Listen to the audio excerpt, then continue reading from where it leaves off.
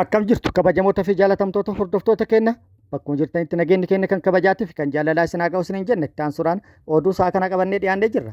Hanga sagantaa kanaatti nu wajji turuudhaan itti bohaaraan affeerraa kenna kallattima gara mata duree oduu amma qabadhetti yeroo dabru oduun jalqaba. Karoorri bara 2025tti Itoophiyaan milkeessuuf yookaan galmaan ga'uuf qabatte hin milkoofne jedhamee jira. Itoophiyaan badhaadhinni dhufee jira jette dhaabbileen idil addunyaa tokko immoo lakki Itoophiyaan sadarkaa badhaadhuu bira hin geenye jechuudhaan dura dhaabbatu.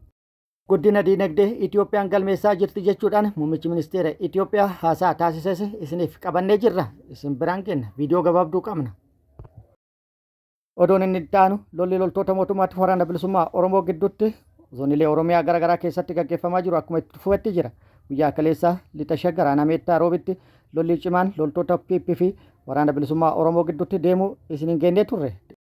Lolli ture akkaan cimaa fi miidhaa guddaa kan qaamattii fi kan lubbuu kan dhaqqabsiise jedhamee jira. Dabalata odeeffannoo kana qabadhee jira isin biraan ga'a oduu kanneenii fi kan biroo wajjin isin wajjin kan turu'an Bariisoo Ganamooti guutuun oduu wal duraa duubaan akka itti aanu kanatti isiniif dhiyaata.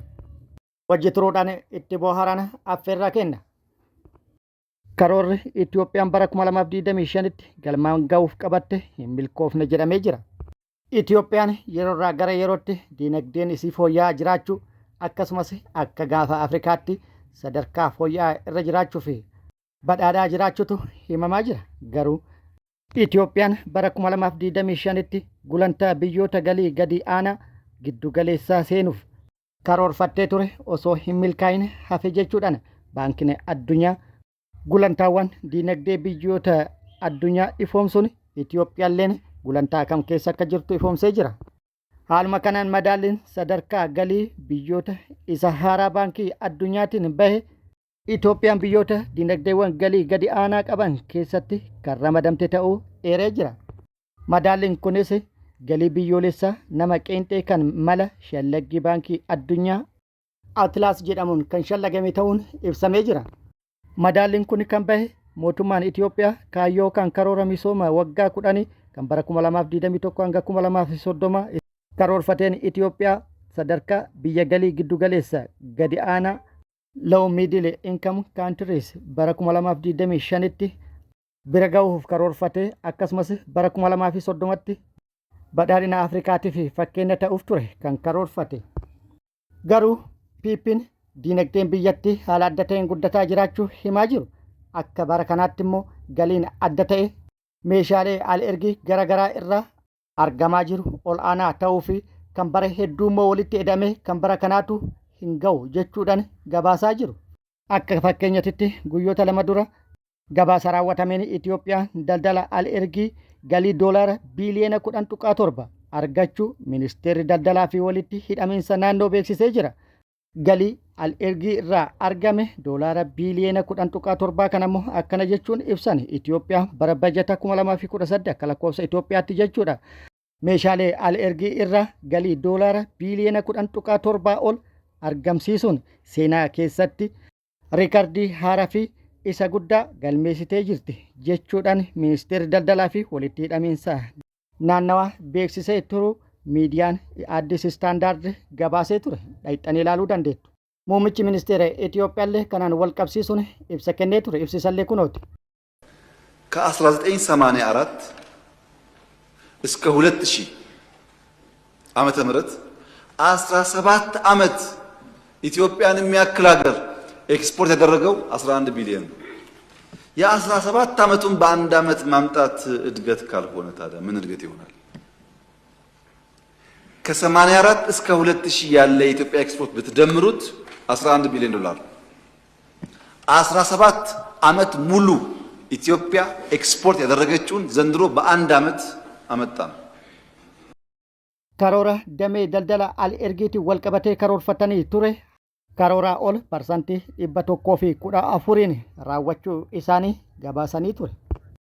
Gama biraatiin muummichi ministeera Itoophiyaa al-ergii warqii irraa galii argame miseensota paarlaamaatii fi guyyoota 2 dura ibsee yeroo turetti waggoota 17 keessatti jechuun bara 1984 hanga bara 2011 gidduutti galiin doolaara biiliyoona 3.7 qofatu warqii irraa argame jedhee jira. Bara kana waggaa tokko qofatti garuu doolaara biiliyoona 5.5 waggaa tokko kana qofa keessatti al ergii warqii irraa argamee jira.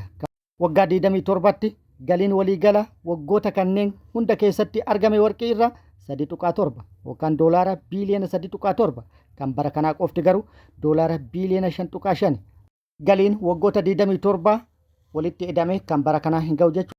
Yookaan immoo galiin bara kana qofa argame doolaara biiliyoona 1.7 kan waggoota 27 caala. Kana jechuun waan addaatti hojjetame jechuudha. Itti aansunis damee investimentiitiin bara 2018tti Itiyoophiyaan doolaara biiliyoona 4.32 galmeessite yookaan argatte jechuudhaan koomishiniin investimentii Itiyoophiyaa beeksisee jira. Kanaanis milkaa'ina ol'aanatu galma'e jechuudhaan gabaafame. Muummichi ministeera Itoophiyaa Abiyyi Ahmad al ergii bunaatiin wal qabatee ibsa paarlaamaaf kennee ture irratti immoo galiin bara kana al ergii bunaa irraa argame kan dorgommii hin qabne jedhee jira. Waggoota 17 keessatti doolaara biiliyoona 3.3 argattee turte. Itiyoophiyaan bara 2018 qofa garuu doolaara biiliyoona 3.1 argattee jirti jechuudhaan galii al ergii buna waggoota 17 walitti hidhame kan bara kanaatiin walqixa jechuudhaan dubbatee ture. Gabaabumatti gabaasni Itiyoophiyaan dhiyeessitu dinagdee wal qabate ol ka'aa fi jijjiiramni guddaan kan galmaa'e ta'uu kan akeekudha. Garuu ragaan addunyaa jijjiiramni kun itti hin mul'anne maaliif kan jedhu gaafii ta'ee jira. Dhuguma gabaasni Itiyoophiyaan dhiyeessitu kun qabatamaa fi waan lafa jirudha. Bunni sadarkaa olaanaan bara kana gara alaa ergine jedhan bunni kan irraa dhufu bakkoota lolli itti gaggeeffamaa jirudha. Lolli bakka itti gaggeeffamaa jirutti buna guuranii gabaa dhiyeessuun rakkoo guddaa bakka tahee jirutti bunni hangana gahu akkamitti ala ergamuu danda'a? Al ergii warqiittiinis wal qabatee haalli jiru waluma fakkaataadha. Ayyee Itiyoophiyaan galii guddaa walitti qabataa jirti. Gibira sadarkaa ol'aanaa fi haala uummanni baadhachuu hin dandeenye uummata irratti fe'uun maaliif barbaachise? Jechuudhaan xiinxaltoonni fi akkasumas qaamoleen garaagaraa yaada fi gaafilee hedduu kaasaa jiru. Oduun inni itti aanu koomishiniin mirga namoomaa Itiyoophiyaa keessatti jiraachuun rakkisaadha jedhee jira. Nageenyi Itiyoophiyaa gara fooyya'uutti osoo hin taane gara haala baay'ee rakkisaa fi walxaxaa ta'etti deemaa jiraachuullee ibsee jira. Walumaa galatti ajjechaan seeraan ala namoota nagaa irratti raawwatamaa jiru hidhaa seeraan alaa fi murtii malee yeroo dheeraaf tursiisuun akkasumas dirqiin dhabamsiisuun yookaan ukkaamsanii dhabamsiisuu fi butamuu namoota nagaa irratti raawwatamuu fi akkasumas dararaa fi haala namummaa hin qabneen waggoota 5 darban mirga namoomaa irratti balaa guddaan akka ture koomishiniin mirga namoomaa Itiyoophiyaa beeksisee jira. Koomishinichi itti dabaluunis daangeffamni miidiyaalee bilisaa fi gaazexeessitoota irratti dabalaa dhufu akkasumas tarkaanfiiwwan dhaabbilee hawaasa siiviikii irratti dhiibbaa geessan dabalaa jiraachuu ibsee jira. Walumaa galatti waggoota 5 darban sarbamiinsa mirga namoomaa irratti miidhaan guddaan kan dhaqqabaa turan ta'uu beeksisuudhaan mootummaa fi qaamonni dhimmi ilaallatan rakkoo kana furuuf hojjetuu qaban jedhee jira. Oduun itti aanu baqattoonni Itiyoophiyaa Masrii keessatti sababa waraqaa eeyyama jireenyatiin wal qabatee hidhaa fi ari'ama seeraan alaaf saaxilamuun isaanii gabaafamee jira.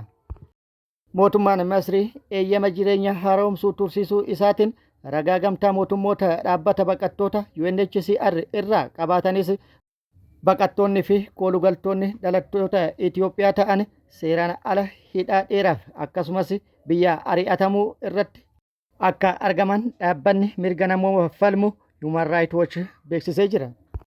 Gabaasni Human Rights Watch guyyaa tokko dura bahe akka ibsetti abbootiin taayitaa Masrii dhuma bara 2025 irraa eegaluudhaan sochii sakatta'iinsa hidhaa fi akkasumas biyya ari'uu cimsanii jiru jechuudhaan kan ibse yoo ta'u sochiin kunis keessumaa baqattoota Suudaanii fi Suudaan kibbaa akkasumas Eertiraa fi Itiyoophiyaa kanneen turtiin eeyyama jireenya isaanii jalaa dhume garuu sababa harkifannaa bulchiinsatiin beellama haaromsaa eegaa jiran xiyyeeffannoo keessa galchee jira jechuudhaan ibsee jira.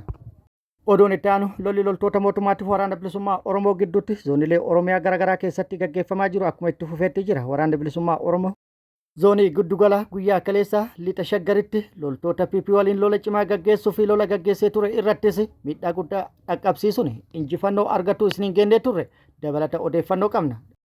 Waraanni bilisummaa Oromoo guyyaa kaleessa adoolessa 8,2026 lixa shaggar aanaa meettaa roobitti lola loltoota PP waliin geggeesse irratti miidhaa guddaa kan qaamaa fi kan lubbuu loltoota PP irratti dhaqqabsiisuun loltoota PP hedduu addunyaa kanarraa godaanse hedduu madeessuun kan booji'es jiraachuu fi meeshaalee waraanaa hedduus hiikkatu odeeffannoon guutuun nu ga'ee jira. Haaluma kanaan lola guyyaa kaleessa lixa shaggar aanaa meettaa roobitti loltoota PP waliin geggeesse irratti waraanni bilisummaa Oromoo loltoota PP 34 addunyaa kanarraa godaanse 27 ol immoo madoodhaan adabe 7 harkaan qabu odeeffannoon nu ga'ee jira.